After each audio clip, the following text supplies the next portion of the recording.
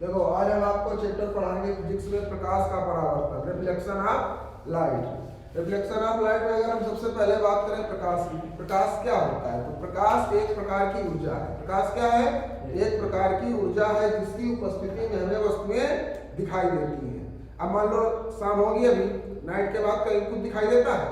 अब हम क्या करते हैं, टॉर्च लेके जाते हैं। जब टॉर्च किसी ऑब्जेक्ट पर मारते हैं तब हमें वो वस्तु दिखाई देती है कि अच्छा ये वस्तु यहाँ पर रखी है। तो हमें क्या पता चला? प्रकाश एक प्रकार की ऊर्जा है जिसकी उपस्थिति में हमें वस्तुएं दिखाई देती है। प्रकाश की डेफिनेशन क्लियर यहाँ से हुई। प्रकाश एक प्रकार की ऊर्जा है जिसकी उपस्थिति में हमें वस्तुएं दिखाई देती है। तो अब बात कर ले कुछ पॉइंटों की कि प्रकाश की निर्वात में चाल कितनी होती है। तो प्रकाश की जो निर्वात में चाल होती है वो होती है 3 × 10⁻⁸ मीटर प्रति सेकेंड। अगर हम प्रकाश के निर्वात में बात करें कितनी होती है चाल? 3 × 10⁸ मीटर प्रति सेकेंड। तो गुरु जी जल में इसकी चाल कितनी होती है? जल में प्रकाश की चाल होती है 2.25 × 10⁸ मीटर प्रति सेकेंड। अगर हम कांच में बात कर लें कि कांच में प्रकाश की चाल कितनी होती है, तो कांच में जो प्रकाश की चाल होती है वो होती है 2 × 10⁸ मीटर प्रति सेकेंड। अब हम बात करेंगे कि प्रकाश के वेग की खोज सबसे पहले किसने की। तो अगर इसकी बात की जाए कि प्रकाश के वेग की खोज सबसे पहले किसने की, तो रोमर नामक वैज्ञानिक थे। रोमर नामक वैज्ञानिक ने सबसे पहले प्रकाश के वेग की खोज की थी। प्रकाश की तरंग दैर्घ्य की बात करें, वेवलेंथ ऑफ लाइट की, तो जो प्रकाश की तरंग दैर्घ्य होती है, तरंग दैर्घ्य को लैम्डा से प्रदर्शित किया जाता है। जो प्रकाश की तरंग दैर्घ्य होती है वो होती है 3900 एंगस्ट्रॉम से लेकर 7800 एंगस्ट्रॉम तक, अथवा 4000 एंगस्ट्रॉम से लेकर 8000 एंगस्ट्रॉम तक। प्रकाश की तरंग दैर्घ्य निकल के आई 3900 एंगस्ट्रॉम से लेकर 7800 एंगस्ट्रॉम तक, या 4000 एंगस्ट्रॉम से लेकर 8000 एंगस्ट्रॉम तक। याद करने की जरूरत नहीं, ये लिखा है 39 का आप जस्ट डबल करेंगे आ जाएगा 78। ये लिखा है 4000 का जस्ट डबल करेंगे आपको आ जाएगा 8000 एंगस्ट्रॉम।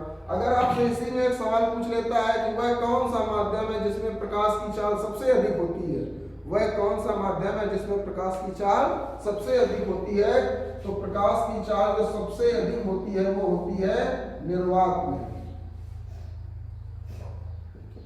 सबसे अधिक प्रकाश की चाल निर्वात में होती है।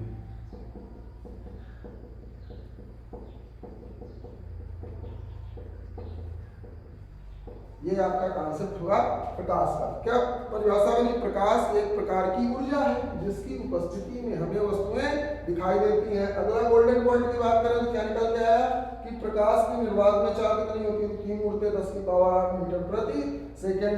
वह कौन सा माध्यम है जिसमें प्रकाश की चाल सबसे ज्यादा होती है? तो निर्वात ऐसा माध्यम होता है जिसमें प्रकाश की चाल सबसे ज्यादा होती है। प्रकाश की जल में जो चाल होती है वो होती है 2.25 × 10⁸ मीटर प्रति सेकेंड। प्रकाश की कांच में चाल होती है 2 × 10⁸ मीटर प्रति सेकेंड। प्रकाश के वेग की खोज सर्वप्रथम रोमर नामक वैज्ञानिक ने की थी। प्रकाश की तरंग दैर्घ्य होती है 3900 एंगस्ट्रॉम से 7800 एंगस्ट्रॉम तक। 3900 का आप जस्ट डबल करेंगे तो 7800 आ जाएगा, 4000 का डबल करेंगे तो 8000 आ जाएगा। अब हम आगे चर्चा करेंगे प्रकाश का परावर्तन। प्रकाश का परावर्तन अब हम पढ़ेंगे प्रकाश का परावर्तन। प्रकाश का परावर्तन क्या होता है? जब कोई प्रकाश की किरण किसी दर्पण के चिकने या चमकदार तल पर पड़ती। दर्पण का जो तल होता है कैसा होता है? चिकना या चमकदार। जब कोई प्रकाश की किरण किसी दर्पण के चिकने या चमकदार तल पर पड़ती है तो उसका अधिकांश भाग उसी माध्यम में वापस लौट जाता है। यह घटना प्रकाश का परावर्तन कहलाती है।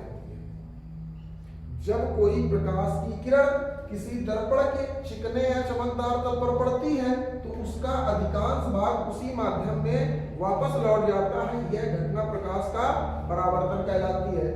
ये आपतित किरण है। आपतित किरण अभिलंब के साथ जो कोण बनाती है उसको हम कहते हैं आपतन कोण। परावर्तित किरण अभिलंब के साथ जो कोण बनाती है उसको बोलते हैं परावर्तन कोण। अब बात कर लेते हैं परावर्तन के नियम की। परावर्तन के 2 नियम हैं। अगर रूल्स ऑफ रिफ्लेक्शन की बात करें तो परावर्तन के 2 नियम हैं। नंबर 1, आपतित किरण, परावर्तित किरण और आपतन बिंदु पर खींचा गया अभिलंब। तीनों दर्पण के एक ही तल के एक ही बिंदु पर होते हैं।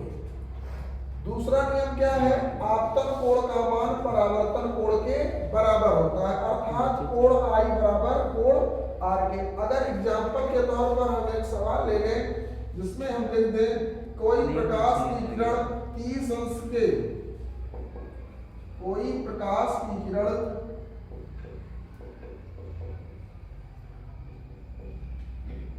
30 अंश के आपतन कोण पर आपतित होती है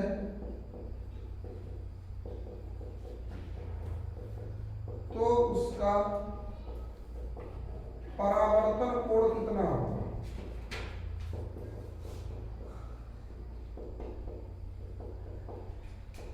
परावर्तन कोण याद कीजिए, आपतित किरण है जो अभिलंब के साथ जो कोण बना रही है I, कोण I बराबर 30 अंश दिया गया है। आपसे पूछ रहा है परावर्तन कोण का मान बताओ, कोण R का मान पूछ रहा है, लिखेंगे परावर्तन, प्रकाश के परावर्तन के नियम से, प्रकाश के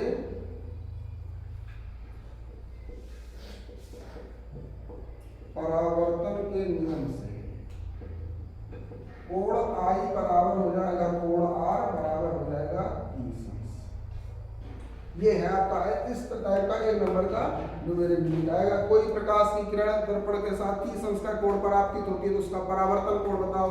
तो जितने कोण पर वह आपतित होगी उतना ही कोण उसका कौन सा कोण हो जाएगा, परावर्तन कोण, क्योंकि आपतन कोण का मान परावर्तन कोण के बराबर हो जाता है। अगर हम एक गोल्डन पॉइंट की बात कर लें,